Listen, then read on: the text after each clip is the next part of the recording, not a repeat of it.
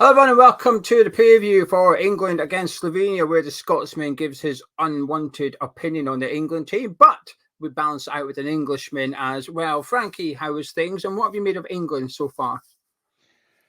Oh dear. I thought that last season had finished. I thought David Moyes had gone.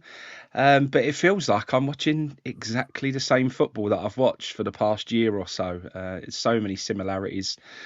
So all excited, trying to get up for it. I think everyone was trying to.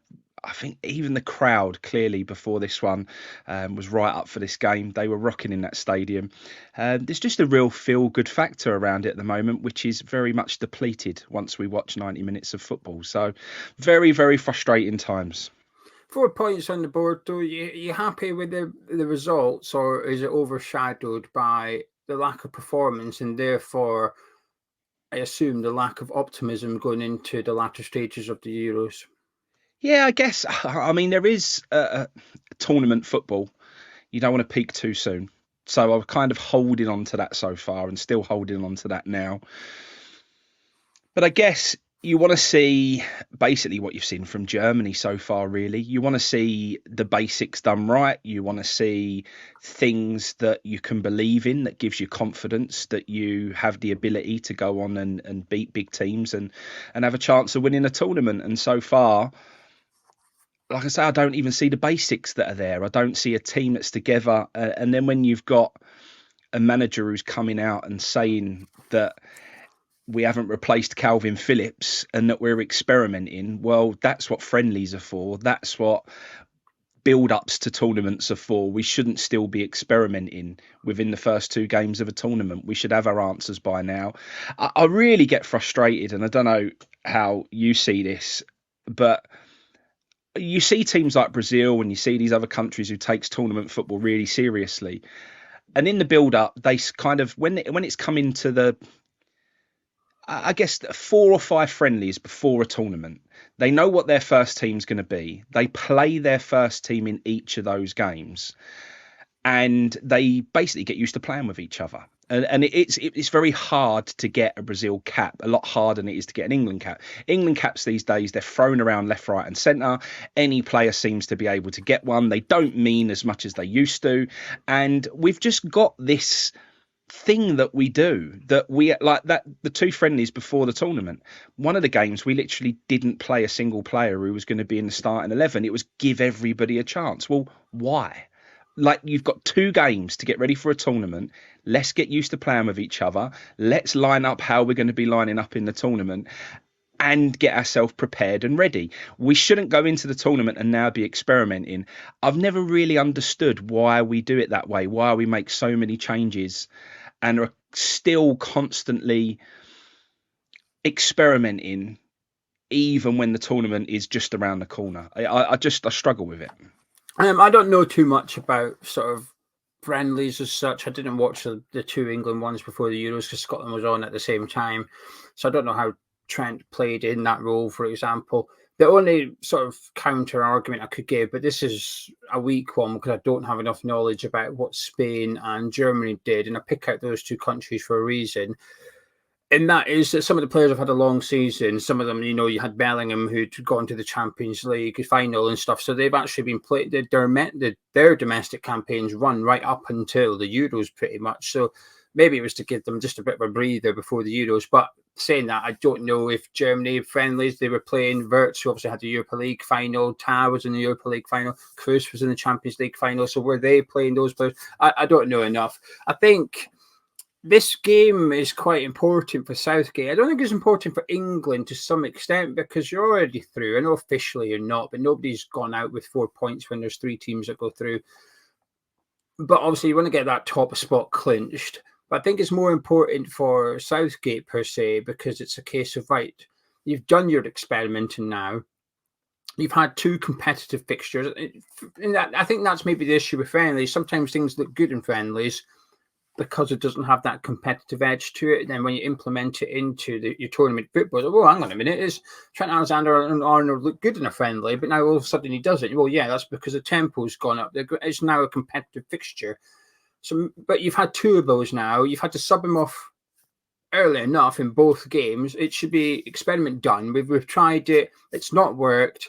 Let's use the last fixture in the group to either experiment again or go back to his best team. But I guess that's the problem. I'm not sure he knows what his best team is. I think he knows what his best 11 players are, but that doesn't necessarily make the best team. I think maybe that's the issue he's got. And I'm intrigued as to what he does with your guys on Tuesday night, Wednesday night, Tuesday night, whenever you play. Tuesday night, I think it is Tuesday you play. Night, yeah.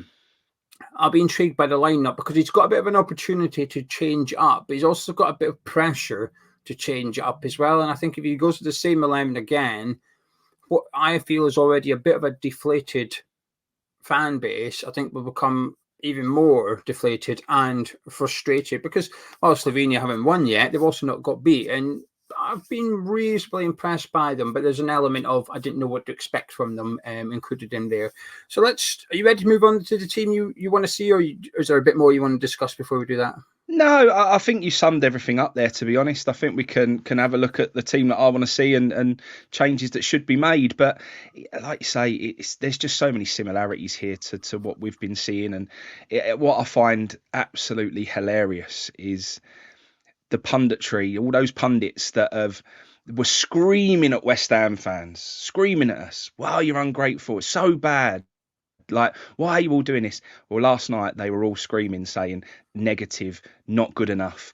We're better than this. We should be on the front foot. All the things that we screamed about, they're all of a sudden now saying because it's England and everything else. And it was just, I found it so humorous but frustrating at the same time that they're basically behaving exactly like West Ham fans, or some West Ham fans were behaving last season. I can agree with that. Well, the Moyes thing, I've tried to stay away from the Moyes stuff since he left, and it is hard when he's the pundit for the Scotland game and he's asked and he gives his opinion, and he was specifically asked, we were 1-1 against Switzerland at halftime. He said, would you go for the win? He said, no.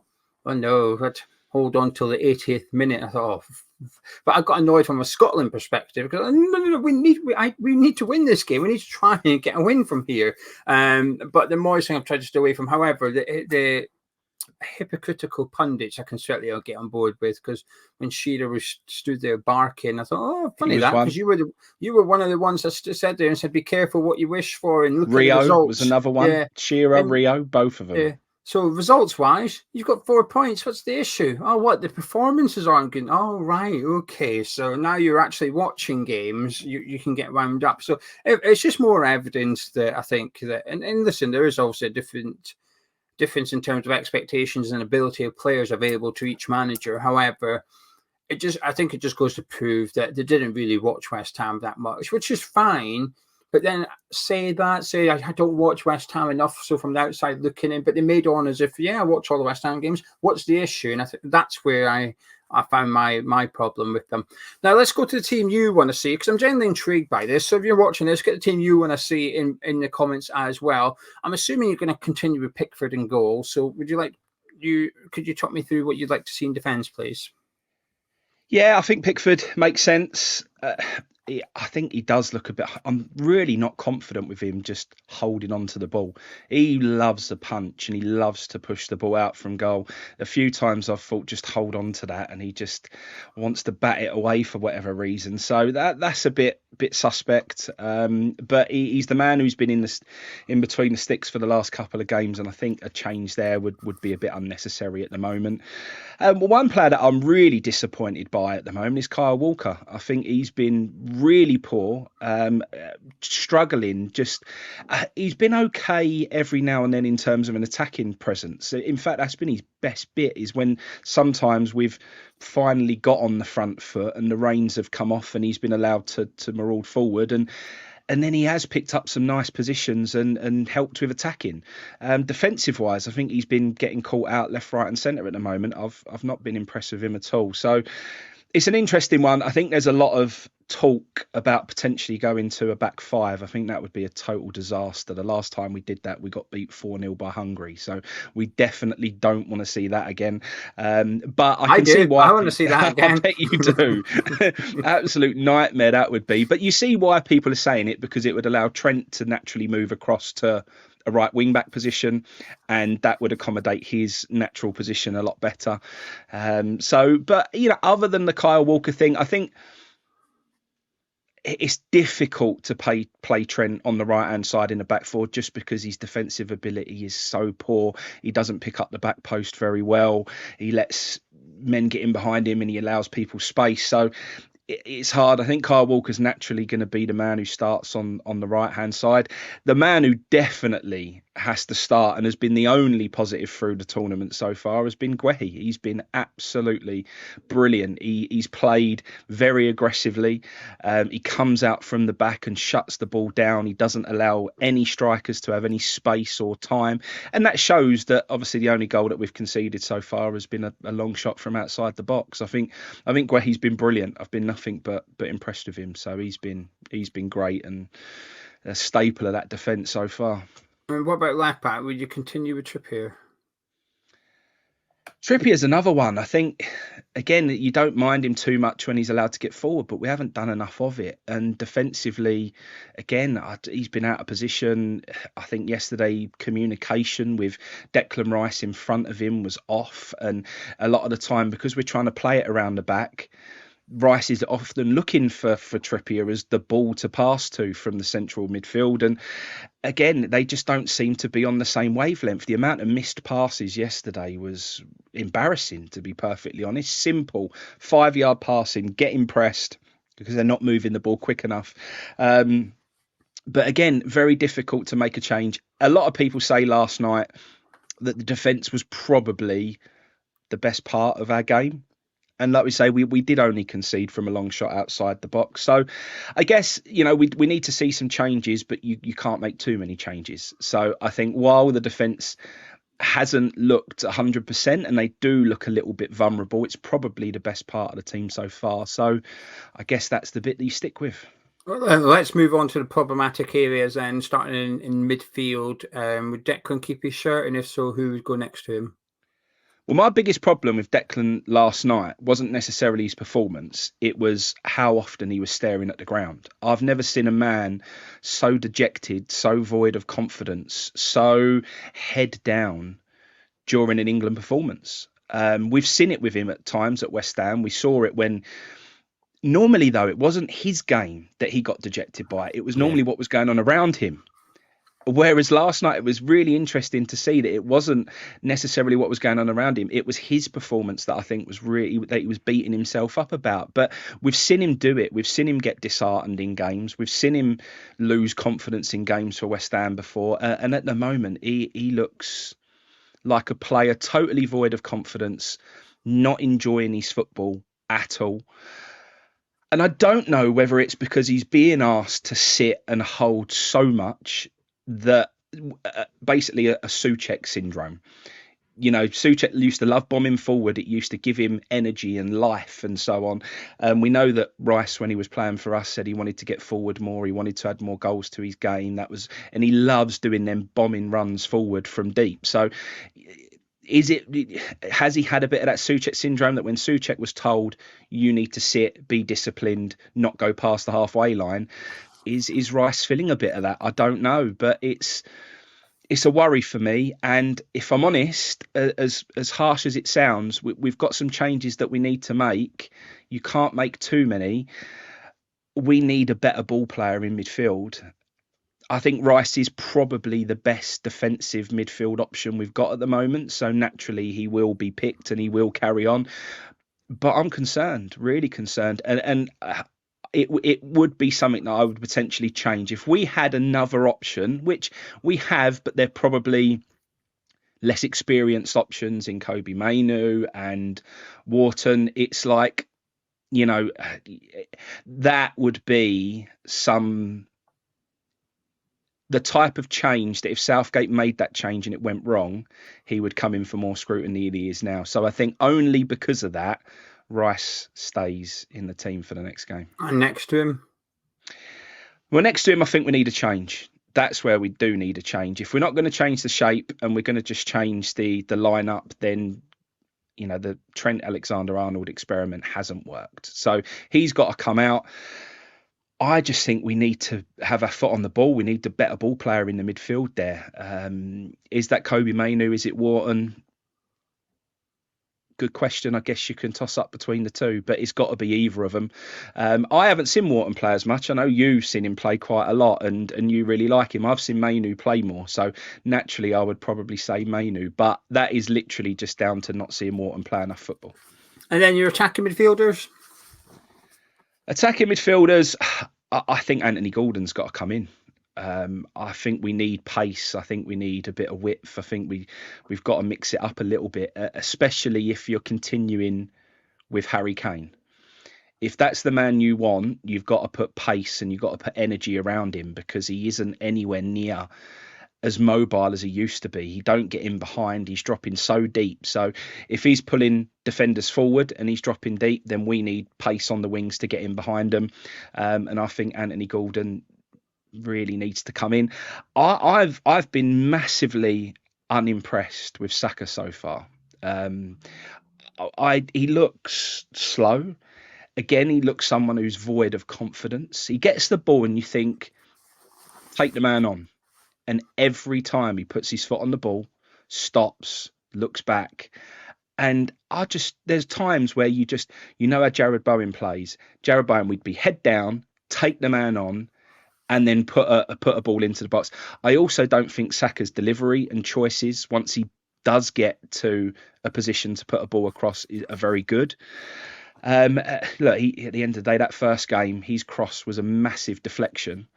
He got a lot of praise for that first game. I didn't see why. He had an okay game, but that was as far as it went for me. His cross was a massive deflection. Bowen comes on instantly, beats a man, hangs one up for Kane, puts it on a plate for him and go, there you go. And Kane was unlucky. The keeper made a good save. So Saka's been unimpressive for me. I think we need someone who's prepared to take players on and actually come inside. There was a moment last night where Bowen come on and he came inside to press the central defender.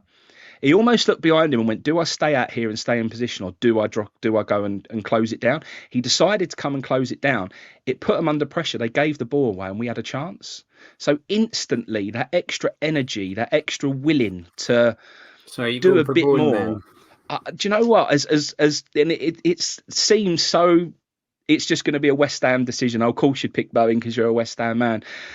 I really would. I don't think Saka's been impressive at all. I think Bowen deserves a start. I think he deserves a start. And you could, look, if we're not doing it on merit and we're not doing it because we think Bowen is the better player, put it down to the fact that some of these players need a bit of a rest. We need something a little bit freshened up. If you're going to make a change, I think that's one change you can make that isn't going to take anything away from us. Give Saka a bit of a rest. And gives Bowen a chance to prove himself. It leaves you one man in the number 10 role. You've got Foden, Bellingham, Eze. I'm going Bellingham. We're loving that song at the moment, and that song was ringing around the stadium before kickoff. It's a brilliant song. It gets you right up for it. It's the song of the summer so far. It's fantastic. So the Foden song is amazing. But he ain't on fire, not even close to it. And he's been really, really disappointing for me. So unfortunately, although he may be Premier League Player of the Year and all this, he isn't doing it at the moment. And Bellingham would be the one who would stay in. Right, I'm going to give you my tuppence in a minute. Before we do, just one point direction of this video sponsor, Match Bingo, who are covering every single game in the Euros with plenty of free cards as well. So you don't even need to pay to play for some games. You can download the app via the link in the description below. Sign up, which is completely free, and you do not need to deposit any money. However, if you do, they've got promotion on during the Euros at the minute. You deposit £10, you get £20 free credit as well. So you'll have £30 to play with in order to obtain some bingo cards. The England games are £2 per play. However, there is an enhanced full house pot of £500 plus an additional £500 pot for anybody that gets a full house but wasn't first to claim it. They will receive whatever's left at the end of it. So there's 2 winners, £250 each, for example. Plenty of free cards to get involved with. I would urge you to try the free cards first, just to get to grips with the app, see if you like it. Essentially, you get 15 things you need to occur in a game of football. They pay out first line, second line, and full house as well. You might need some simple things like England to get a throw in, England to take kickoff, which is obviously guaranteed, England to have a shot off target. You might need Slovenia to get a booking. Or it could be anything. It's completely random. So get involved with the Match Bingo app. We've had about 50, 60 winners here on Hammers Chat. And some of those have won multiple times as well, including somebody that won 250 quid for the Aston Villa Liverpool game a few weeks ago. And then we had 2 winners. The previous England game when you played Serbia, the first line and second line winners were both from Hammers Chat as well. So get involved. Links in description. I agree a little bit with what you said, Frankie. I would change the back 4. I'd bring Joe Gomez into left back. I think I'm convinced by Trippier. There's obviously a massive issue with Luke Shaw, which we knew anyway, but you just assume and give the England squad the benefit of the doubt that they're taking him because they feel he's going to be fit and he's doing his own individual training. That's not a good sign. So I'd bring Gomez in because there might be a chance you do not see Luke Shaw this tournament. I agree with your centre back, Stone and Gay. I think Gay's been fantastic. So keep him and Stones in there. Keep building that relationship and understanding between them because while you've been poor, they have been untested to some extent. And I think that will increase later on. So let's make sure they've got that understanding. The right back's a bit of a conundrum. Do you continue with Walker? Because I agree with you. I think he's been a little bit poor. The good thing is you've got options there. You can bring Kieran Trippier over, or you could put Alexander-Arnold back there. I think I'd go Alexander-Arnold for this one, just because, for the sake of changing it, but also to get his confidence back up. You speak about, Declan Rice. I wouldn't be surprised if Trent's looking around going, what's going on? I'm in this new role and I'm really struggling to play it. And I know he's done it a little bit with Liverpool, but playing for Liverpool and playing for England are 2 completely different things. Even if you play in the same position, what's required of you is different. The fact is, against Denmark, Ollie Watkins come on and starts running in behind defence and Trent's nowhere to be. He's off the pitch. That's the guy that Trent needs up front so he can play those passes that Bellingham gave him. At Liverpool, he's got Salah constantly running. He's got Luis Diaz constantly running. He's got Nunez constantly running. With England, he stood there and he's got Foden and Bellingham and Harry Kane, to some extent Saka, all dropping short. So you can have a 6-yard pass, please. You just think, I'm better at these long balls and there ain't no runners. So I'd put him at right back. You're right, Wharton for me. I think you've been screaming out for Wharton in midfield next to Declan Rice, truth be told. I think he has to come in. You're missing that progressive passes from the middle of the pitch. He'll give you them. I agree with Bellingham in the 10. Agree with Gordon on the left. Agree with Kane up front. But Cole Palmer on the right for me. For similar reasons you've said about Saka and Boyd, really. I think Palmer's had a fantastic season. He's sat there. He's not had a minute yet. So I'd be looking to give him and Gordon the opportunity in what is quite a low-risk game, I think. Because you just never know. If he has a stinky game, fine. Don't play him for the next one. But he gets a goal, gets an assist, plays well. Suddenly you've got competition for Saka. So that's the 11 I think Southgate should play for what it's worth. Moving on to your opponent, Slovenia. Have you seen much of them and what have you made of them? Well, I've watched their games, but I couldn't really tell you much about them. So that tells you that they haven't really inspired me or impressed me in any way. There's not anything that I've seen that sticks out. Even though I've watched the matches that they've played, I would struggle to tell you much about them. In terms of looking at a team sheet, they've obviously got Sesko, who is on Arsenal's books and someone that there's a lot of talk about. Deal may all be agreed, but he's staying where he is for one more season. He seems like a bit of a danger man, but again, he didn't stand out in the last match that he played. It weren't until I looked and started looking for this game that I noticed he was there. So it didn't stand out, and looking at the rating he got for the matches that he's played, he hasn't been too inspiring from a rating perspective either. So other than that, looking at the team sheet, there isn't too much to shout about. On paper, it obviously looks like this should be our easiest game, but like you say, they must have a little bit of resilience because they haven't lost the game yet. So yeah, I've only heard of 3 players. I looked through their squad before the first game. Oblak, the keeper, obviously at Atletico Madrid. Ilic, who used to play for Atalanta. Not sure where he is now. I think he might be back in Slovenia, but he certainly used to play for Atalanta, Ilic, and then obviously Sesko up front as well. Apart from that, never heard of any of their players. I've been quite impressed by them, though. I think they've been really organised, working really hard, and they made it difficult. I think the first 45 minutes against Denmark, I thought they were all over them. The Danes were all over them, and I thought, well, they're not even going to show up here. And I thought Denmark could have been 2-3 up by half time. But the second half, I thought they were the better side, actually. I thought whatever happened at half time, whether Denmark just sat back or they came out and went for it or something. But I was impressed with them in the second half against Denmark. Gave them a real good game. And against Serbia, they were unlucky not to win. A 92nd minute equaliser or something by Luka Jovic. And that'd be very deflating for them. But it's a big game for them, this one, because they win their through. They draw, they will likely go through as one of the third place teams. They have 3 points, 0 goal difference. That should be enough for them to get into last 16, losing the route. So it's all to play for them. But they are going to need to do a bit better. I've been disappointed by Sesko because I've seen him plenty for Leipzig and sort of struggled to get into the team at first, but he got in it, stayed in it. It was an incredible goal scoring for him at the end of the season. And I think his striking of the ball is spectacular. He can really hit it and get a hold of it. And from 20, 25 yards, he's a real danger. So if England are going to back off like they did against Denmark, they might find themselves getting punished once again by a long-range effort. But a bit of me's been disappointed by his lack of movement, really. He's quite static up front. He's almost like waiting for something to happen. Once he gets the ball, he's fine. But I've seen more movement and amputees disco than I have from Sesko in the Euros. And I'm just I was expecting a bit more. He's one of those players I was really looking forward to seeing on the big stage, and it's not really delivered yet. I'm hoping he'll deliver on Tuesday night, though, Frankie. Can I get any final words from your thoughts on how you see the game going, any hopes or fears you have, and an all-important score prediction, please? Well, it is a worry. I think we do need to build confidence all round.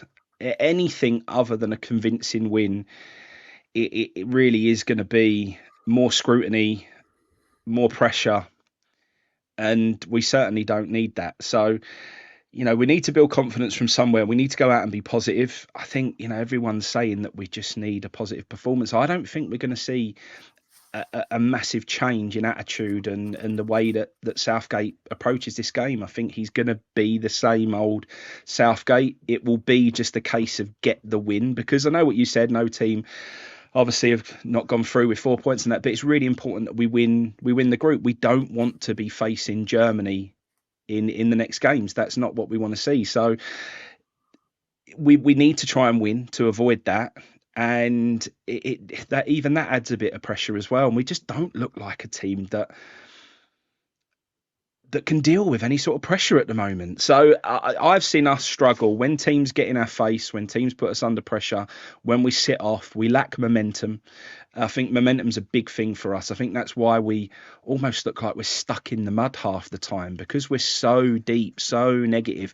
When we get the ball and you want them to go forward, it takes them so long to get in motion. So I've always been a big person that says, momentum is important in football, and being on the front foot, there's no coincidence that when you're on the front foot that luck goes your way. A lot of people talk about luck in football, but you make your own luck. If you're on the front foot and you're putting teams under pressure and you're creating chances and you're doing good things, you'll get the breaks. We're not getting anything at the moment because we're sitting off. We're not doing enough to make things happen. So it is a worry. What we don't want to do is come out, sit deep, let them come onto us, and then if somehow they manage to get a goal, it could, I'm just not even sitting here confident that England are going to win this football match. And that's how bad it's got. We should be sitting here saying, with all the confidence in the world, this is a 2-3-0 win comfortably. We're going to go out, control and dictate the game, and it won't be a problem. We'll be group winners, and then we'll roll on to the next game, and hopefully we can pick up some momentum. But it just don't feel that way. I wouldn't be surprised at all if this is another boring 1-1 draw. It wouldn't surprise me. And I can't believe I'm there. We've got the best squad in the tournament. We've got some of the best players in Europe at the moment. We've got the best player in the Liga, the best player in the Premier League, to actually, I think we're going to struggle against Slovenia. It's a bit crazy, really. So, on the other hand, it's an opportunity where, like you say, Southgate can mix it up a little bit. It might actually be just what we need. He might have the confidence to make a couple of changes. Trent comes out of that midfield, a couple of changes up top, and actually it might be the catalyst that spark something into England, that we go out there, we put a few goals past them. There's a few things that Southgate has to change that he finally click, and then we roll on and then go and win the tournament after this one. So we'll see. I'm going to predict 1-0 England. So far my predictions have been you'll beat Serbia 2-1, you won 1-0. I thought 2-2 against Denmark. It was 1-1, so you might win by a goal. It just won't be 1-0. What happens, I don't know if you know this, I'm genuinely intrigued, I'll Google it after.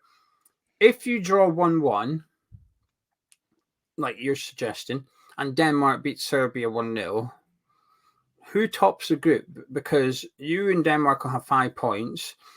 It goes to head-to-head, but you drew that game. Then it goes to goal difference, but you've got the same goal difference. Then it goes to goals scored, but you both scored the same goals. You basically have the same results. So who finishes top? Do you know? Does it go to discipline? Does it go to whoever's had the least bookings? Do you know what? That wouldn't surprise me. Ooh, imagine going through because you've had less bookings than the other team. Yeah. You haven't had many bookings. Gallagher's picked one up for being a bit naughty. Yeah, he did. I think Denmark. I feel like Denmark have had a couple of yellow cards in their first game, so you might actually go through top on discipline. Interesting one. So basically, we take the piss, right? But it's something you actually need to consider a little bit on Tuesday, is that it could actually go to discipline. So you might want to make sure you get no bookings, because all it takes is 2 players get a yellow card and suddenly you're second. Well, we know all about that. Do you remember the Intertoto Cup based on Fair Play Award? Yeah, under good old Fair Play Award. Managers as well, just behaving yourself to win the Fair Play Award. It was strange. But Frankie, thank you very much. You guys at home, if you've enjoyed this preview, please do drop a like on it by clicking thumbs up, subscribing to Hammers Chat. 8 o'clock kickoff on Tuesday, so we'll be live at 7:30 on this channel. We'll have Gonzo doing the build-up show, Charlie doing the watch along. So you want a little bit of company for the game, please do come along at 7:30 on Tuesday evening. But Frankie, I'll catch up with you in a bit.